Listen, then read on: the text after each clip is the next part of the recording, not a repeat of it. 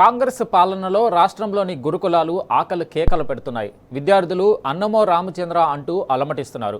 కొన్ని చోట్ల సరిపడా అన్నం పెట్టకపోగా ప్రశ్నించే పిల్లలను హింసిస్తున్న ఘటనలు చోటు చేసుకుంటున్నాయి.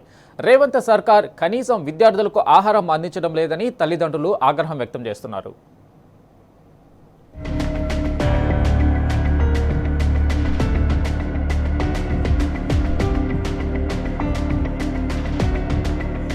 ఒక తరం విద్యార్థులు ఉన్నత చదువు చదివితే సమాజం గొప్పగా రూపుదిద్దుకుంటుందని తెలంగాణ తొలి సీఎం కేసీఆర్ భావించారు. సామాజికంగా ఆర్థికంగా వెనుకబడిన వర్గాలకు గుణాత్మకమైన విద్యను అందించాలన్న ఉద్దేశంతో గత బీఆర్ఎస్ ప్రభుత్వం గురుకుల విద్యాలయాలను ఏర్పాటు చేసింది. గురుకులాల్లో ఆంగ్ల విద్యతో పాటు పిల్లలకు పౌష్టికాహారాన్ని అందించడానికి పగడ్బందీగా ఒక వ్యవస్థను ఏర్పాటు చేశారు. ప్రతి విద్యార్థికి సన్నబియ్యంతో కూడిన అన్నంతో పాటు ప్రతి ఆదివారం నాన్ వెజ్, వారంలో 3 రోజులు గుడ్డు, ప్రతిరోజు ఉదయాన్నే టిఫిన్, మధ్యాహ్నం మంచి భోజనం, సాయంత్రం స్నాక్స్, రాత్రిపూట పాలు అందించేలా మెనూ రూపొందించారు. కేసీఆర్ చేపట్టిన చర్యల వల్ల గురుకుల విద్యార్థులు అన్ని రంగాల్లో రాణించారు. కానీ తర్వాత రేవంత్ సర్కార్ రావడంతో నల్గొండ జిల్లాలోని గురుకుల పాఠశాలల్లో పరిస్థితులు తారుమారయ్యాయి.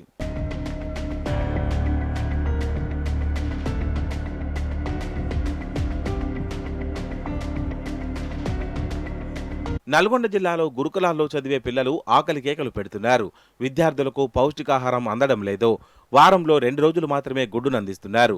పప్పుచారు, పచ్చడి మెతుకులు మాత్రమే వడ్డిస్తూ విద్యార్థుల కడుపు మాడుస్తున్నారు.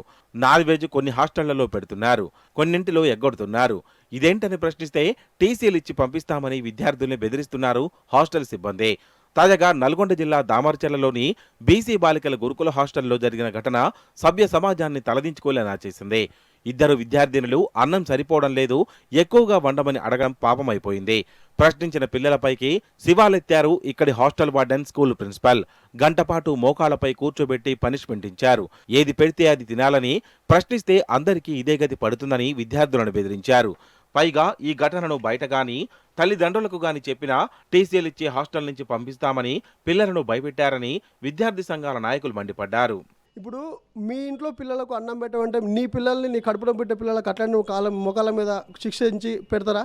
పేద పిల్లలు వాళ్ళకు స్టైపెండ్ సరిగ్గా వస్తూ రావట్లేదు, ఫుడ్ అడిగి రాలు, మిమ్మల్ని ఏం అడగలేదు, ఫుడ్ పెట్టండి రెండోసారి అని అడిగారు. దానికి మీరు ఇట్లా చేయడం తప్పు మేడం. ఖచ్చితంగా పిల్లలకు బహిరంగ క్షమాపణ చెప్పాలి. మంత్రులు ప్రతి ఒక్కరు పిల్లల విషయంలో మాత్రం గురుకుల స్కూల్ విషయంలో మాత్రం ఖచ్చితంగా రెస్పాండ్ అయ్యి వాళ్ళకు న్యాయం చేయాల్సిందిగా తెలియజేస్తున్నాను, కోరుకుంటున్నాను. గురుకుల హాస్టళ్లలో చదివే పిల్లల పరిస్థితి ఒకలా ఉంటే వంట చేసే ఏజెన్సీల పరిస్థితి మరోలా ఉంది. మెస్ బిల్లులు సరిపోవడం లేదని, పెరిగిన ధరలకు తగ్గట్టుగా ఇవ్వడం లేదని మొత్తుకుంటున్నారు. అందుకే ప్రతి హాస్టల్లో అన్నం, కూరలు తక్కువగా వండి పెడుతున్నారు. దీంతో విద్యార్థులు ఆకలితో అలమటిస్తున్నారు. అంతేకాకుండా గురుకులాల్లో నాన్ వెజ్ బంద్ చేశారు. గుడ్డు వారంలో 2 రోజులు మాత్రమే పెడుతున్నారు. నాణ్యత లేని బియ్యం, కూరగాయలను తెచ్చి పెడుతున్నారు. దీంతో తరచుగా జిల్లాల్లో ఫుడ్ పాయిజన్ ఘటనలు చోటు చేసుకుంటున్నాయని విద్యార్థి సంఘాలు చెబుతున్నాయి. పేద బడుగు బలహీన వర్గాల విద్యార్థులు కార్పొరేట్ విద్యలకు నోచుకోలేక ప్రభుత్వ పాఠశాలలో చదువుకుందామని వచ్చేసి అడ్మిషన్లు తీసుకుంటే ఇక్కడ ఉన్నటువంటి అధికారులు వాళ్లకు ప్రభుత్వం నుంచి నిధులు వస్తున్నా కానీ సరైనటువంటి ఆహారం పెట్టలేక, నాణ్యమైనటువంటి ఆహారం పెట్టలేక, అన్నం సరిపోలేదనేటువంటి నెపంతో అక్కడ ఉన్నటువంటి ప్రిన్సిపల్ విద్యార్థులకు అన్నం ఎందుకు అడుగుతారు మీరు అని చెప్పేసి అక్కడ మోకాళ్ళ పైన 1 గంట సేపు కూర్చోపెట్టి పనిష్మెంట్ ఇవ్వడం అనేది చాలా సిగ్గుచేటు. ఇక్కడ ఉన్నటువంటి అధికారులు కానీ ఇక్కడ ఉన్నటువంటి యాజమాన్యాలు కానీ ఎందుకు పట్టించుకోవడం లేదు? ఒక మంత్రి ఇలాకాలో ఇలా జరగడము, అది కూడా అమ్మాయిల హాస్టల్లో జరగడం అనేది చాలా సిగ్గుచేటు. గురుకులాల్లో ప్రస్తుతం పిల్లల పరిస్థితిని చూసి వారి తల్లిదండ్రులు తల్లడిల్లిపోతున్నారు.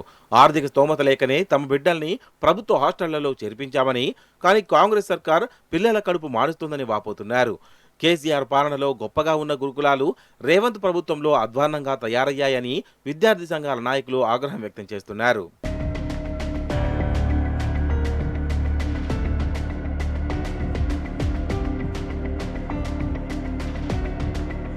జిల్లాల్లోని గురుకులాల్లో ఆకలి కేకలు, అమానుష ఘటనలు చోటు చేసుకుంటున్నా కలెక్టర్ గాని అధికారులు గాని పట్టించుకున్న పాపాన పోవడం లేదు. ఇంతవరకు దామర్చర్ల బీసీ గురుకుల స్కూల్స్ ను విజిట్ చేయలేదు, విద్యార్థులతో మాట్లాడలేదు, కనీసం భరోసా ఇవ్వలేదు. జిల్లా నుంచి ఉత్తమ్, కోమటిరెడ్డి మంత్రులుగా ఉన్నప్పటికీ ఇప్పటిదాకా బాధ్యులపై ఎలాంటి చర్యలు తీసుకోలేదు. ఇప్పటికైనా ఇలాంటి అమానవీయ ఘటనలు జరగకుండా చర్యలు తీసుకోవాలని విద్యార్థుల తల్లిదండ్రులు, విద్యార్థి సంఘాలు ప్రభుత్వాన్ని డిమాండ్ చేస్తున్నాయి.